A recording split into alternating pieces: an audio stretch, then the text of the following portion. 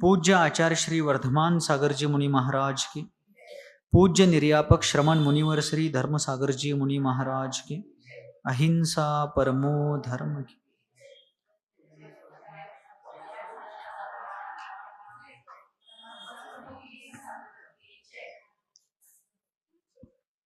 भक्त की भक्ति भगवान को भी अपनी ओर खींच लाती है। जिस प्रकार चतुर्थ काल में दुष्मा सुषमा नाम के उस काल में चंदना की आंतरिक भक्ति ने, हार्दिक भक्ति ने महाश्रमण महामुनिराज महावीर स्वामी को अपनी ओर खींच लिया था। महावीर स्वामी ने जो विधि ली थी मुनि अवस्था में आहार को जाते समय, कि जिसका सिर मुंडाया गया हो, मुख पर कालिक पोत दिया गया हो, हाथों में हथकड़ियां पैरों में बेड़ियां डाल दी गई हो, और जो अत्यंत दीनहीन परिस्थिति में जा चुकी हो, ऐसी कोई अत्यंत भक्ति परायण व्यक्ति पड़गान करे तो मैं वहां पर आहार ग्रहण करूंगा। इस प्रकार की जो अति कठोर विधि उन महावीर स्वामी ने ली थी, और उसी विधि को उस चंदन बाला ने धारण किया था। चंदन बाला का पाप कर्म, पूर्वोपार्जित पाप कर्म इस प्रकार की दशा को प्राप्त कराता है, लेकिन उसी पाप कर्म ने महान पुण्य का उदय भी होने के लिए निमित्त की भूमिका निभाई। यदि चंदन बाला अपने पिता के घर होती तो क्या इस प्रकार महावीर भगवान का पड़गान कर पाती मुनि अवस्था में? नहीं, क्योंकि वो अपने पिता के घर में होती तो उनका सिर कौन मुंडवा देता, उनके मुख पर कौन कालिक पोत देता, उनके हाथों में हथकड़ियां पैरों में बेड़ियां कौन डालता। लेकिन पूर्वोपार्जित पाप का उदय, वह पाप जो था वह पुण्यानुबंधी पाप था। कैसा पाप था? वह पुण्यानुबंधी पाप था। उस पाप के उदय से ऐसे महान पुण्य की ओर वह चंदना चली गई, और भगवान महावीर स्वामी जैसे महाश्रमण का मुनि अवस्था में पड़गान करके उन्होंने आहार दान देने का सौभाग्य प्राप्त किया। इसलिए कहा जाता है कि भक्त की भक्ति भगवान को अपनी ओर खींच लाती है। भगवान का अर्थ जो मुक्त हो चुके हैं उनको ऐसा अर्थ नहीं लेना। मूलाचार आदि चरणानुयोग के ग्रंथों में निर्ग्रंथ दिगंबर मुनियों को भी भगवान कहा गया है। क्या कहा गया है?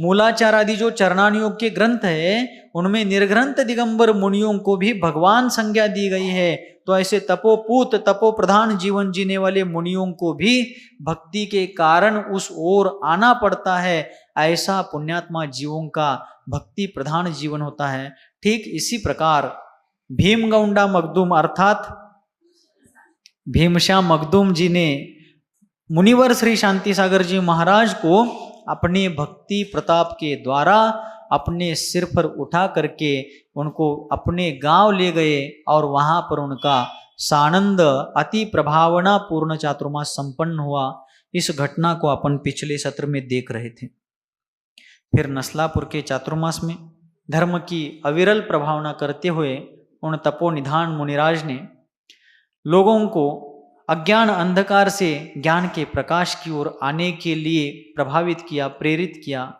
नस्लापुर चातुर्मास के बाद कब हुआ नस्लापुर का चातुर्मास? 1921 को। 1919 और 1921 ये दो चातुर्मास नस्लापुर में हुए। 1920 में कोगनोली में हुआ फिर से, और फिर नस्लापुर के चातुर्मास के उपरांत नगर नगर डगर डगर विहार करते हुए उन मुनिराज ने और धर्म प्रभावना की, और 1922 का उनका चातुर्मास धर्मनगरी ऐनापुर में हुआ। उस ऐनापुर धर्मनगरी में उनके दर्शन के लिए सोलापुर के महान धार्मिक व्यक्ति रावजी सखाराम दोषी और जीवराज गौतम चंद दोषी ऐसे विद्वान गणमान्य लोगों ने आकर के उनकी शरण ग्रहण की, और मुनिवर श्री शांति सागर जी महाराज को अपने जीवन का आध्यात्मिक गुरु के रूप में उन्होंने स्वीकार किया और उनके चरणों में अपना जीवन समर्पित किया।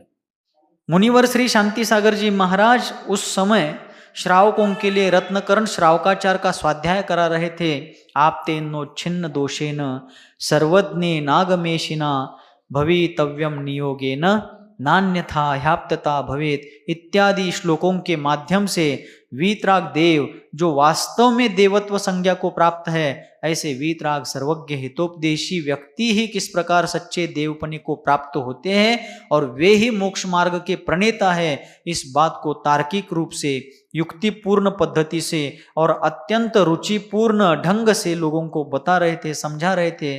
उनका उपदेश सुनकर के सुनने वाले गणमान्य श्रेष्ठियों ने अपने अंतरंग में गदगद भाव का अनुभव किया और आगे चल करके उन्होंने महाराज के चरणों पर मस्तक रख करके कहा कि हे गुरुवर, इस प्रकार यदि धर्म की प्रभावना होने लगे तो इस कली काल में भी मोक्ष मार्ग और विस्तृत होगा, वृद्धिंगत होगा।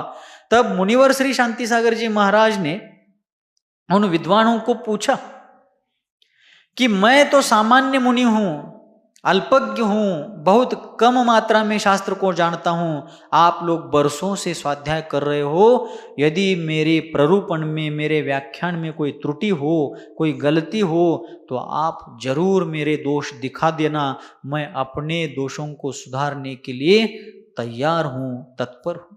देखिए मान कषाय का कितना खंडन हो चुका था, क्योंकि जो गलती करता है लेकिन अहंकारी होता है, उसको यदि उसकी गलती बता दी जाए तो भी वो क्या करता है, क्रोधित होता है। क्योंकि अहंकारी व्यक्ति अपने दोषों को स्वीकार नहीं करता, लेकिन इतने महान साधक थे, इतने श्रेष्ठ विद्वत्ता को धारण करने वाले व्यक्ति थे, लेकिन वो कहते हैं कि आप लोग स्वाध्यायशील है, ज्ञानी है, गणमान्य है, और इसलिए मेरे व्याख्यान में, मेरे शास्त्र प्ररूपण में कहीं त्रुटि हो तो आप जरूर बता देना। तब उन लोगों ने मुनिवर श्री शांति सागर जी महाराज के चरण कमलों पर अपना मस्तक फिर से रखा और कहने लगे कि हे गुरुवर, प्यासी धरती को मेघों के द्वारा बरसाए गए अमृत के समान आपकी यह वाणी प्राणी मात्र के लिए आह्लाद प्रदान कर रही है। आपके मुख चंद्रमा से मानो शांति की किरणें झर रही है, और आपसे गलती हो कैसे सकती है, और आपकी गलती निकालने लायक हम योग्य कहाँ हैं। आपकी इस महान वाणी को सुन करके हमारे कान बरसों से तपी हुई धरती को जल मिलने के बाद किस प्रकार वो तृप्त होती है, शीतल होती है, उस प्रकार आज हमारे कंठ और हमारे कर्ण अत्यंत शांति का अनुभव कर रहे हैं। आज हमारा मन मयूर नृत्य कर रहा है। इस प्रकार चर्चा होती रही। खुशाल चंद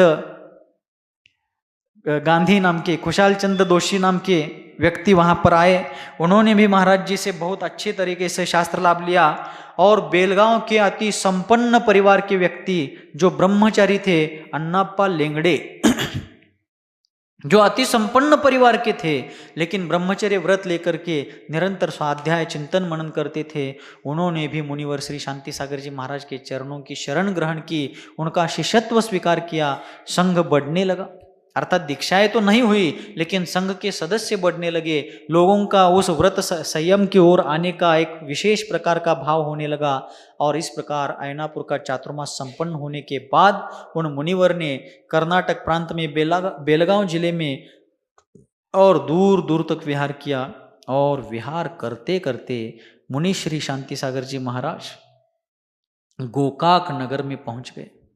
गोकाक नगरी के सीमा पर पहुंचते समय हजारों नर नारी उनके स्वागत के लिए आए थे, क्योंकि उस समय भारतवर्ष में दिगंबर मुनियों का विहार बहुत कम मात्रा में होता था, और शांति के सागर उस समय गोकाक की सीमा पर पहुंचे ही थे कि लोग सैकड़ों हजारों की संख्या में उनके दर्शन के लिए आए, उनके स्वागत में आए। और दर्शन करके, स्वागत करके लोग जैसे उनका नमस्कार वगैरह करने के बाद उनको नगर में ले जाने लगे, उसी समय उस समूह में एक व्यक्ति जिसकी आंखें बहुत अंदर गई हुई थी, शरीर के वस्त्र बहुत मैले कुचेले हो गए थे, सिर के बाल बढ़ गए थे, नाखून लंबे लंबे हो गए थे, और अत्यंत दीनहीन परिस्थिति वाला वह व्यक्ति उसी समूह के बीच उन मुनिराज के पास आता है। और कब किसका उदय, पुण्य का उदय आ जाए कह नहीं सकते। शास्त्रों में भी कहा गया है, आप लोगों ने भी सुना है, हमने भी गुरुमुख से जाना है कि जहां चतुर्थ काल में साक्षात तीर्थंकर भगवान होते हैं तो तीर्थंकरों को कोई अपने गांव की ओर आमंत्रित नहीं करता। कोई उनको श्रीफल नहीं चढ़ाता है कि भगवान हमारे गांव की ओर, हमारे तहसील की ओर, हमारे महाराष्ट्र, कर्नाटका, मध्य प्रदेश, जबलपुर की ओर आइए। इस प्रकार जबलपुर आदि के लोग जिस प्रकार हम जैसे सामान्यों को आग्रह करते हैं, तीर्थंकरों को ऐसा कोई आमंत्रण नहीं करता। लेकिन तीर्थंकरों का विहार होता रहता है किस तरफ? जहां ज्यादा धनवान लोग हैं वहां, जहां के लोग अच्छा अच्छा आहार खिलाएंगे वहां। तीर्थंकर तो आहार करते ही नहीं है, वो केवली है और केवली का उल्लाहार करते नहीं, फिर कहाँ विहार होता है उनका? तो आचार्यों ने कहा कि जिस क्षेत्र में पुण्यवान लोग रहते हैं उस पुण्य भूमि की तरफ अपने आप तीर्थंकरों का विहार होता है। उसी प्रकार उस आज तक दीनहीन दयनीय दशा में जीने वाले व्यक्ति, उस व्यक्ति के पुण्य ने और औरों के भी अनेक लोगों के पुण्य ने भी उन महामहिम मुनिराज को अपनी ओर खींच लिया था। भगवान के समोसरण की जहां रचना होती है वहां के लोग भाग्यवान कहलाते हैं। इसी प्रकार शांति सागर जी महाराज के काल के लोग कहते थे कि जैसे भगवान के विहार के समोसरण की रचना जहां होती है वे लोग भाग्यवान थे, तो हम भी पुण्यवान थे कि हमें महामहिम आचार्य शांति सागर जी का सानिध्य, उनका दर्शन, उनकी वयोवृत्ति, उनको आहार देने का सौभाग्य प्राप्त हुआ। इस प्रकार की भावना लोगों के अंदर थी। और जब विहार करते हुए गोकाक में पहुंचे, उस व्यक्ति के प्रबल पुण्य ने तीव्र उदय पाया और वह आचार्य महाराज के पास उस झुंड में, उस समूह में भी तुरंत और अत्यंत निकट पहुंच गया। उनके चरणों पर माथा रख करके नमन करते हुए उनकी ओर भाव भरी मुद्रा से देखता है।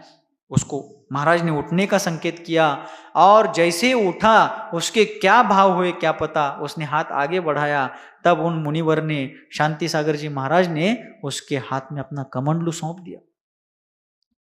अपन ने मुख माटी में भी इसकी चर्चा की है।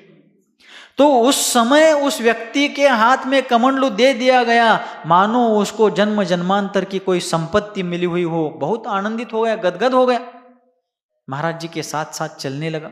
लेकिन हर व्यक्ति के पांचों उंगलियां समान नहीं होती, मेरी तो नहीं, आपकी, किसी की पांचों उंगलियां समान नहीं होती। तो समाज है, समूह है, अनेक लोग हैं, नाना जीवा नाना कम्मा नाना लद्दी हवेई। भगवान कुंद कुंद स्वामी ने नियम सार में पंक्तियां कही तो हर जीव की अपनी अपनी विचारधारा होती है, अपनी बुद्धि होती है, अपनी मति होती है।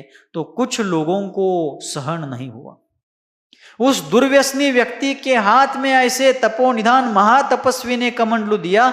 कुछ लोगों को, जो मत्सर भाव वाले लोग थे, उनको सहन नहीं हुआ। उसमें से किसी एक व्यक्ति ने पूजनीय मुनिराज को कहा कि महाराज ये क्या कर दिया आपने? कैसे व्यसनी व्यक्ति के हाथ में, कैसे पतित व्यक्ति के हाथ में आपने अपना कमंडलू दे दिया? महाराज ने सुन लिया। वो कहने वाले की तरफ भी महाराज ने देखा और जिसके बारे में कहा गया उसको भी देखा। जिसके बारे में, जिस व्यसनी व्यक्ति के बारे में ऐसा कहा गया वो तो शांत था, लेकिन कहने वाले के चेहरे पर स्पष्ट रूप से मत्सर ईर्ष्या भाव दिख रहे थे।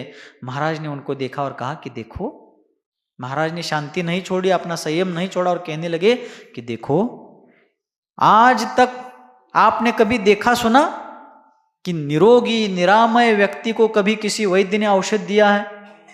नहीं, औषधि रोगी व्यक्ति को ही दिया जाता है। मैंने आज इस कर्म रोगी को यह औषधि दी है, ऐसा आप समझो और संयम धारण करो।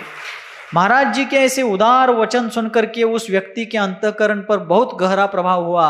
आचार्य मुनि महाराज शांति सागर जी उस समय आचार्य नहीं थे अभी, तो उस समय मंदिर में पहुंचते हैं। पहुंचने के उपरांत भगवान का दर्शन वगैरह करके, सभा भरी हुई थी, सभा को उन्होंने बहुत मार्मिक तरीके से संबोधित किया। और सभा के बाद जब जिनवानी आदि के बाद लोग चले गए, तब वह व्यक्ति सबके जाने के बाद महाराज जी के पास आता है और कहता है कि हे गुरुवर, आज तक इस दुनिया का ऐसा कोई पाप नहीं है जो मैंने नहीं किया हो। सारे पाप मैंने किए, सारे व्यसन मैंने किए, सारे व्यसनों का मैं शिरोमणि था। जीवन में ऐसा कोई कुकृत्य नहीं है जिसको मैंने नहीं किया हो, सब किया, लेकिन कहीं पर भी तृप्ति नहीं मिली। इसलिए आज मैं मुंबई में मजदूरों के यूनियन का लीडर था। किसके लीडर थे वे? मजदूरों के यूनियन के लीडर थे। ऐसे सब काम किए, नाटकों में मैंने मुंबई में काम किया है, सारे व्यसन किए हैं, अन्य संप्रदाय का साधु भी मैं बना हुआ था, लेकिन कहीं भी मुझे आनंद शांति नहीं मिली। सारे कर्म करके, सारे कृत्य करके आज मैं अपने गांव में घर आया हूं। लेकिन अब आपके सन्निधि में आने से, आपका दर्शन दोपहर में करने के बाद से और अभी आपका उपदेश सुनने से मुझे बहुत आनंद आ रहा है, लेकिन आप कृपा करके मुझे ठुकराइए मत। मैं आपके चरणों का दास बनना चाहता हूँ, मैं आपके चरणों में रहना चाहता हूं, मैं आपका शिष्यत्व स्वीकार करना चाहता हूं। मुनि महाराज ने उनको तुरंत स्वीकृति तो नहीं दी, लेकिन कहा देखो रुको, आप आते जाते रहना, यहां पर प्रवचन में आना, उपदेश सुनना, देखेंगे आगे। तो रोज के रोज जितने दिन तक वे मुनि महाराज उस नगरी में विराजमान थे, उतने दिन वो रोज उनके उपदेश में गया, उनकी वयावर्ती करता, उन्हीं के पास ज्यादा काल बिता था। और एक दिन उन मुनिराज का विहार होने लगा।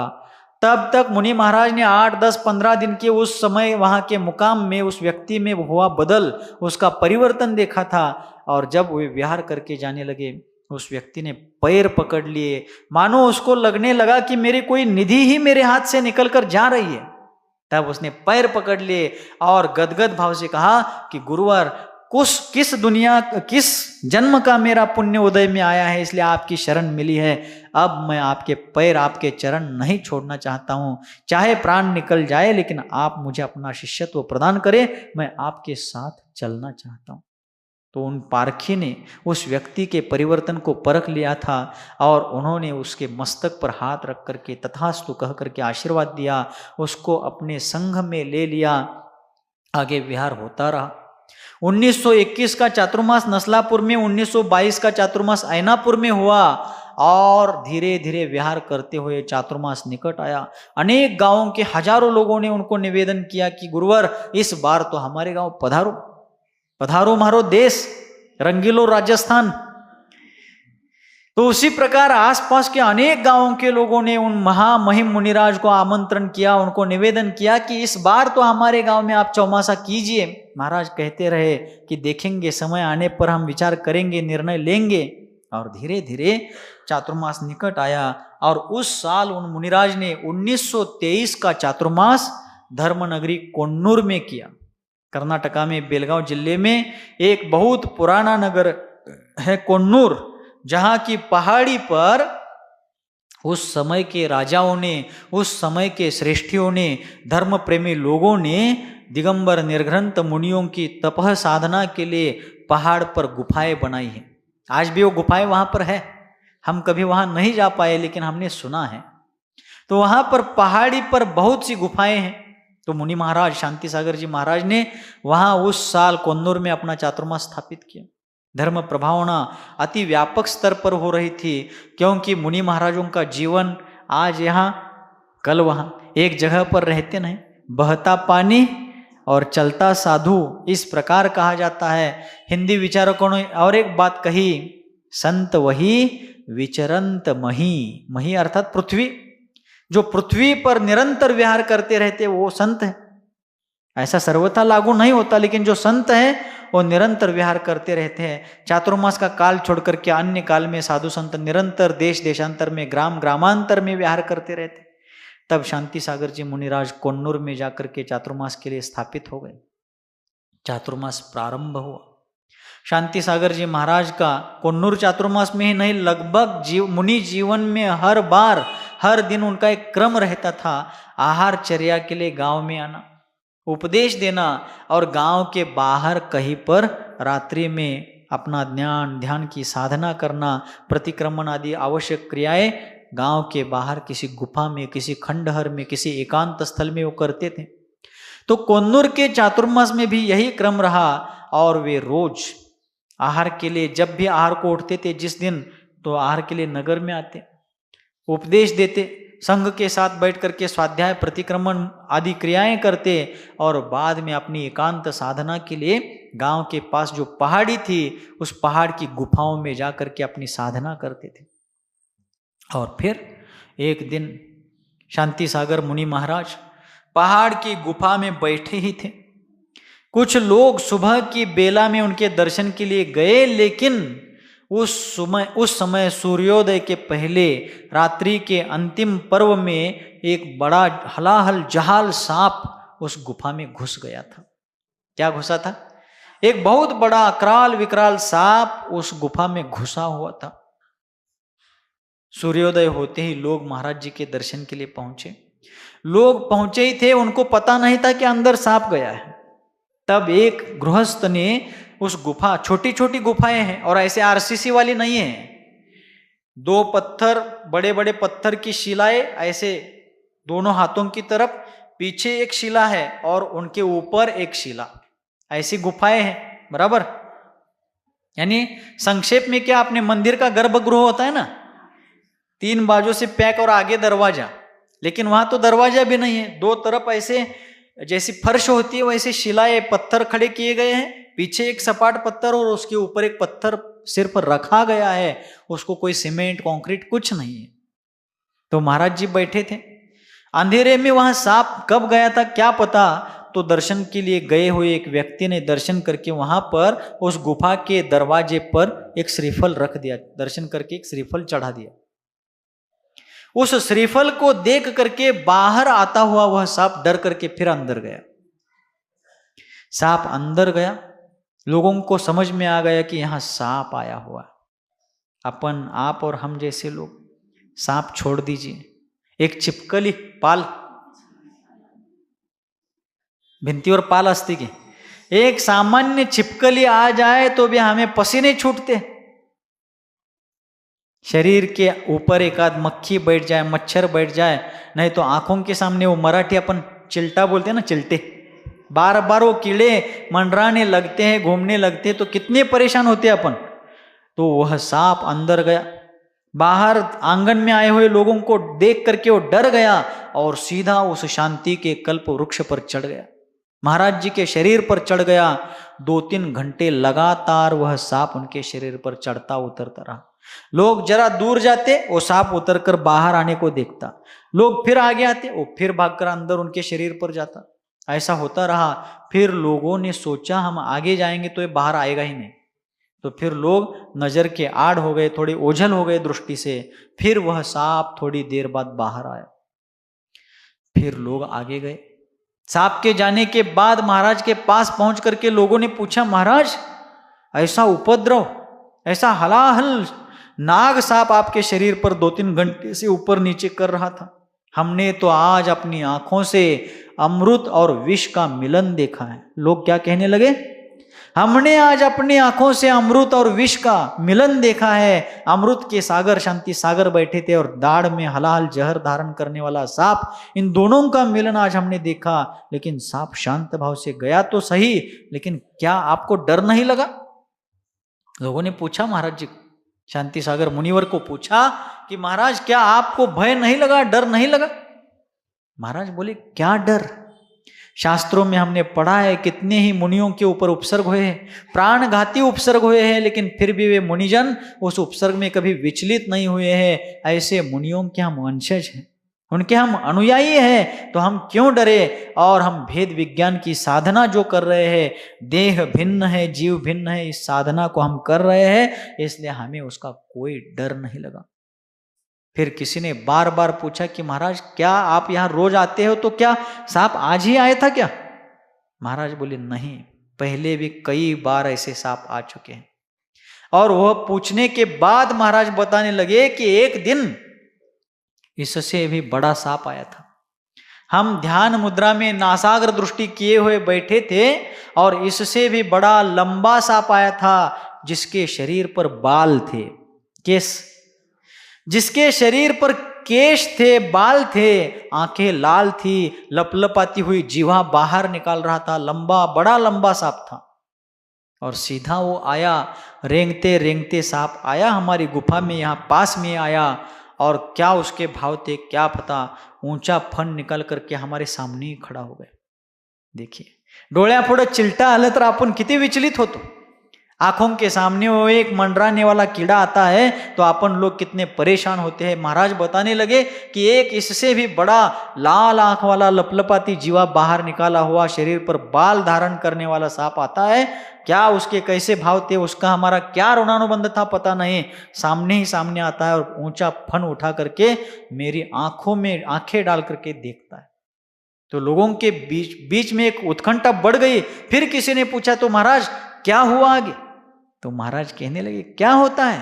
वो मुझे देख रहा था, मैं उसे देख रहा था, वो मुझे देख रहा था, मैं उसे देख रहा था, वो मुझे देखता रहा, मैं उसे देखता रहा। आखिर वो थक गया, वो चला गया। उसको आते हुए भी देखा, देखते हुए भी देखा, और जाते हुए देखते देख कर मैं यही बैठा था, कुछ नहीं हुआ। जिसने जैन धर्म की शरण ली है, मोह रूपी सर्प भी उसको कुछ नहीं कर सकता, तो ये सांप हमारा क्या बिगाड़ेगा। ऐसा अत्यंत दृढ़ विश्वास उन महामहिम मुनिराज ने, उस महाश्रमण ने वहां पर व्यक्त की। तो इस प्रकार उपद्रवी प्राणी भी वहां आकर के शांत होकर के वापस चले जाते थे। ऐसी साधना निरंतर चल रही थी, प्रभावना बढ़ रही थी। और उसी चातुर्मास में जिस व्यक्ति को व्यसनों से छुड़ा करके लाया गया था, उनको उस कन्नूर के चातुर्मास में मुनिवर श्री शांति सागर जी महाराज ने क्षुल्लक पद की दीक्षा दी। आगे चल करके वे ही मुनि बन गए, और आगे चल करके उसके कुछ साल बाद वे ही आचार्य बन गए, जिनको आजकल हम सभी लोग आचार्य श्री पाय सागर जी महाराज के नाम से जानते हैं। आचार्य कहते हैं, आचार्य पाय सागर जी महाराज कहते थे कि मैं तो पाप सागर था, गुरुवर ने मुझे पाप सागर से पाय सागर बना दिया। ये शांति सागर जी महाराज की ही कृपा थी कि नाली में पड़े हुए कीड़े की तरह मैं बिलबिलाता था, जिन्होंने मुझे वहां से निकाल करके परमेष्ठियों में सम्मिलित कराया। ये मेरे महान गुरु की असीम अनुकंपा का फल है। ऐसा पाय सागर जी महाराज कितने ही बार प्रवचनों में कहते थे।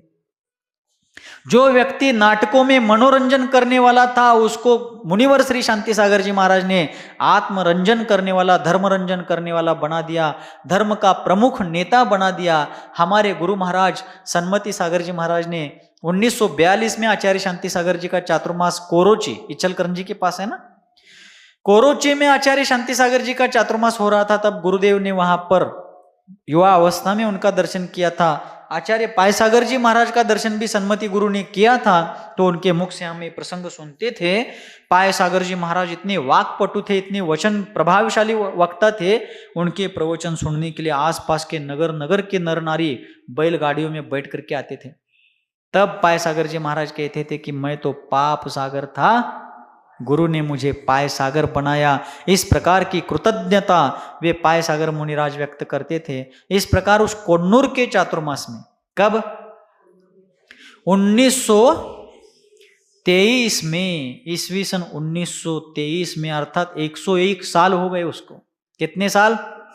101 साल हो गए उस घटना को। तब मुनिवर श्री शांति सागर जी महाराज ने अपने पवित्र कर कमलों से उन पाय सागर जी महाराज को वहां पर क्षुल्लक दीक्षा प्रदान की थी, और अपूर्व धर्म प्रभावना करते हुए वहां के श्रावकों को शाकाहार, व्यसन मुक्ति और अष्ट मूल गुणों को धारण करना, श्रावकों के 12 व्रतों को धारण करना इत्यादि का क्या महत्व है, इसको समझा करके सैकड़ों लोगों को सप्त व्यसनों का त्याग, मद्य मांस मधु पंच उदंबर फलों का त्याग इत्यादि व्रतों को दे करके स्वाध्याय आदि के लिए प्रेरित किया था।